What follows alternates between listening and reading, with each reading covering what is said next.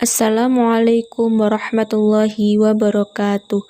Kami dari kelompok 10 jurusan Pendidikan Guru Madrasah Ibtidaiyah kelas 6D akan menjelaskan materi mengenai model pengembangan ADY pada mata kuliah Teknologi Pembelajaran. Dosen pengampu Zulfa Husnawati MPD.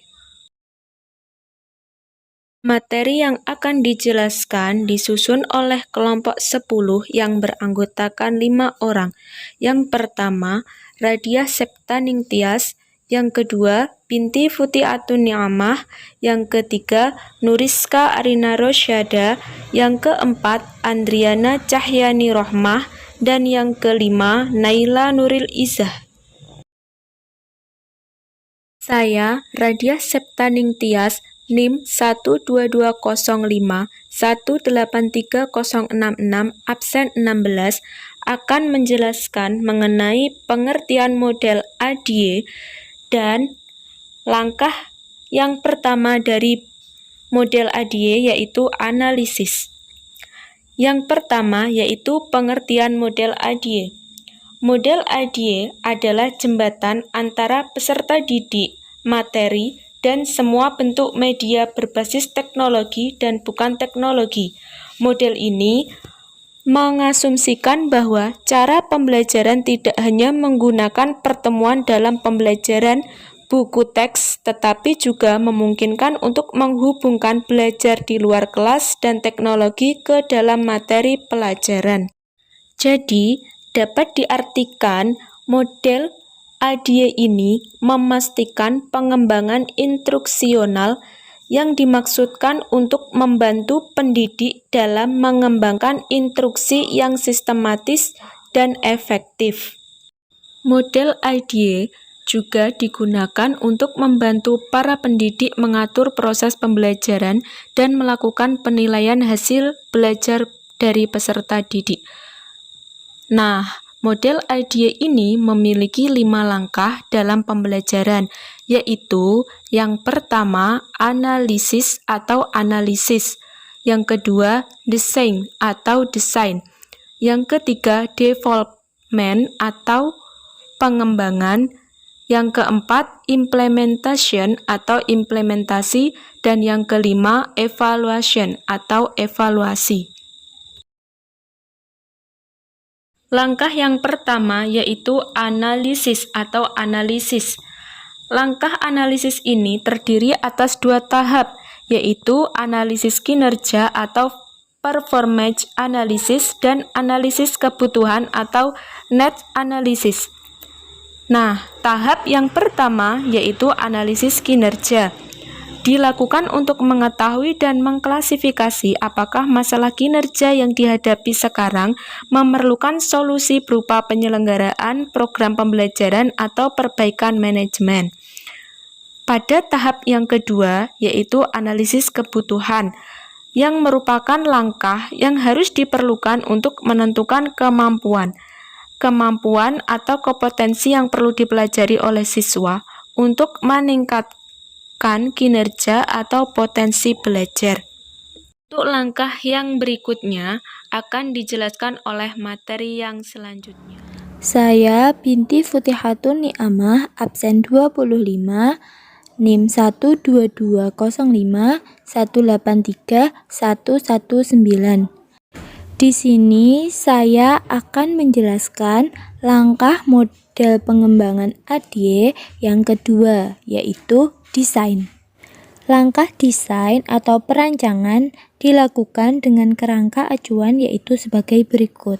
Yang pertama, untuk siapa pembelajaran dirancang? Nah, pembelajaran itu dirancang yaitu untuk peserta didik. Yang kedua, kemampuan apa yang Anda inginkan untuk dipelajari? Nah, di sini yaitu kompetensi. Yang ketiga, bagaimana materi pelajaran atau keterampilan dapat dipelajari dengan baik, yaitu dengan strategi pembelajaran. Nah, yang keempat yaitu bagaimana Anda menentukan tingkat penguasaan pelajaran yang sudah dicapai. Nah, di sini yaitu dapat menggunakan asesmen dan evaluasi. Nah, dari keempat pertanyaan-pertanyaan tersebut, yaitu mengacu pada 4 unsur penting dalam perancang pembelajaran, yaitu peserta didik, tujuan, metode, dan evaluasi. Berdasarkan pertanyaan tersebut, maka dalam merancang pembelajaran harus difokuskan pada 3 kegiatan, yaitu yang pertama, pemilihan materi sesuai dengan karakteristik peserta didik dan tuntutan kompetensi. Yang kedua, strategi pembelajaran, bentuk dan metode. Yang ketiga, asesmen dan evaluasi. Tahap desain ini juga dikenal dengan istilah membuat rancangan atau blueprint.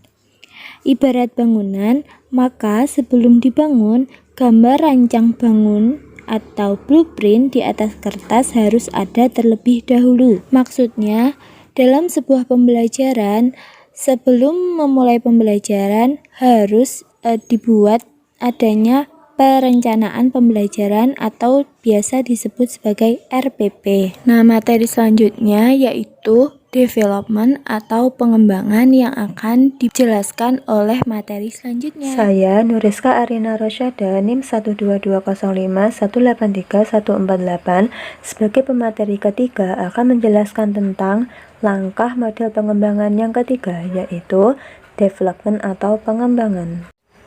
Apa sih kegiatan pengembangan itu? Kegiatan pengembangan meliputi 1. Kegiatan penyusunan bahan ajar. Yang kedua, kegiatan pengumpulan bahan atau materi bahan ajar. Yang ketiga yaitu pembuatan gambar-gambar ilustrasi. Yang keempat yaitu pengetikan dan lain-lain. Kegiatan pengembangan merupakan proses mewujudkan blueprint alias desain tadi menjadi kenyataan. Artinya, jika dalam desain diperlukan suatu software berupa multimedia pembelajaran, maka multimedia tersebut harus dikembangkan. Atau diperlukan modul cetak, maka modul tersebut perlu dikembangkan pula. Begitu pula halnya dengan lingkungan belajar lain yang akan mendukung proses pembelajaran. Semuanya harus dipersiapkan dalam tahap ini. Satu langkah penting dalam tahap development ini yaitu uji coba sebelum diimplementasikan. Tahap uji coba ini memang merupakan bagian dari salah satu langkah ADI yaitu evaluasi.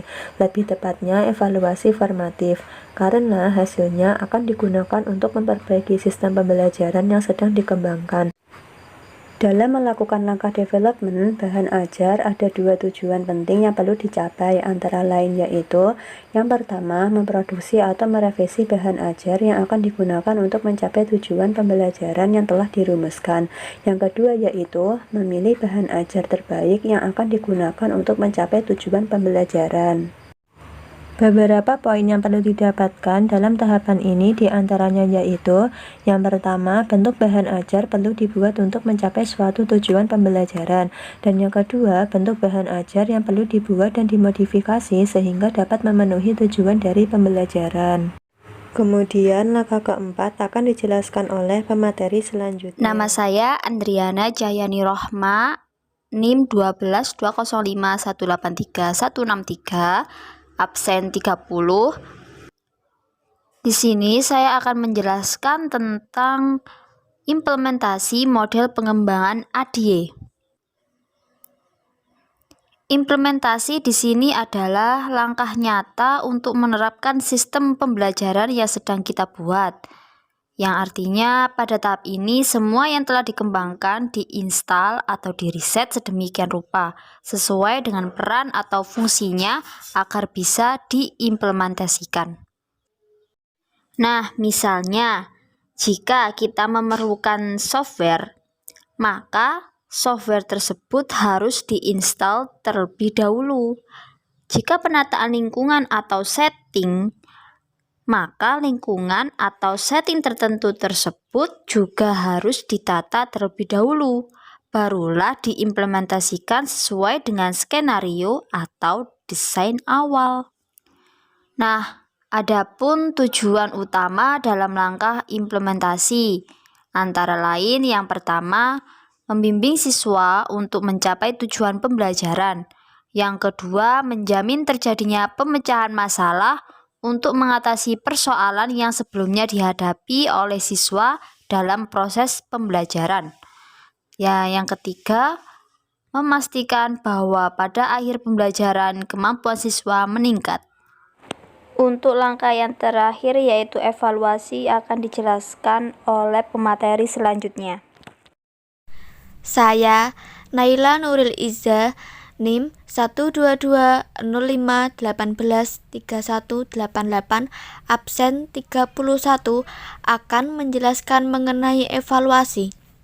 Evaluasi adalah proses untuk melihat apakah sistem pembelajaran yang sedang dibangun sudah berhasil sesuai dengan harapan awal atau tidak.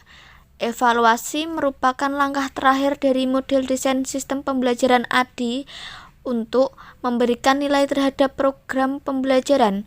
Sebenarnya tahap evaluasi bisa terjadi pada setiap 4 tahap di atas. Evaluasi yang terjadi pada setiap tahap di atas itu dinamakan evaluasi formatif, karena tujuannya untuk kebutuhan revisi. Semisal, pada tahap rancangan, mungkin kita memerlukan salah satu bentuk evaluasi formatif, misalnya review ahli untuk memberikan input terhadap rancangan yang sedang kita buat. Pada tahap pengembangan, mungkin perlu uji coba dari produk yang kita kembangkan, atau mungkin perlu evaluasi kelompok kecil dan lain-lain. Evaluasi dilakukan dalam 2 bentuk, yaitu yang pertama evaluasi formatif dan yang kedua evaluasi sumatif. Evaluasi formatif dilaksanakan pada setiap akhir tatap muka atau mingguan, sedangkan evaluasi sumatif dilakukan setelah kegiatan berakhir secara keseluruhan atau semester. Evaluasi sumatif mengukur kompetensi akhir atau tujuan pembelajaran yang ingin dicapai.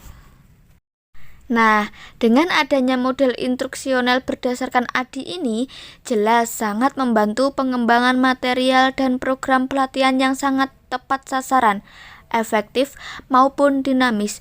Aplikasi teori SDM maupun perilaku seperti social learning, pembelajaran aktif, pembelajaran jarak jauh, paham konstruktif, aliran strict-based, atau aliran perilaku manusia maupun paham kognitif akan sangat membantu pengembangan material pelatihan bagi instruktur. Dan bila diamati secara teliti, ADI ini mempunyai sifat pendekatan teknologi pendidikan, yaitu yang pertama, pendekatan isomorfi, yaitu yang menggunakan berbagai kajian atau bidang keilmuan ke dalam suatu kebulatan tersendiri. Yang kedua, pendekatan sistematik, yaitu cara yang berurutan dan terarah dalam usaha memecahkan persoalan, berawal dari analisis dan diakhiri dengan evaluasi, dan begitu pun seterusnya. Yang ketiga, pendekatan sinergistik, yaitu yang menjamin adanya nilai tambah dari keseluruhan kegiatan dibanding dengan bila kegiatan itu dijalankan sendiri-sendiri. Dan yang terakhir, sistematik, yaitu pengkajian secara menyeluruh. Nah, sekian penjelasan dari kami. Jika ada salah kata mohon maaf. Wassalamualaikum warahmatullahi wabarakatuh.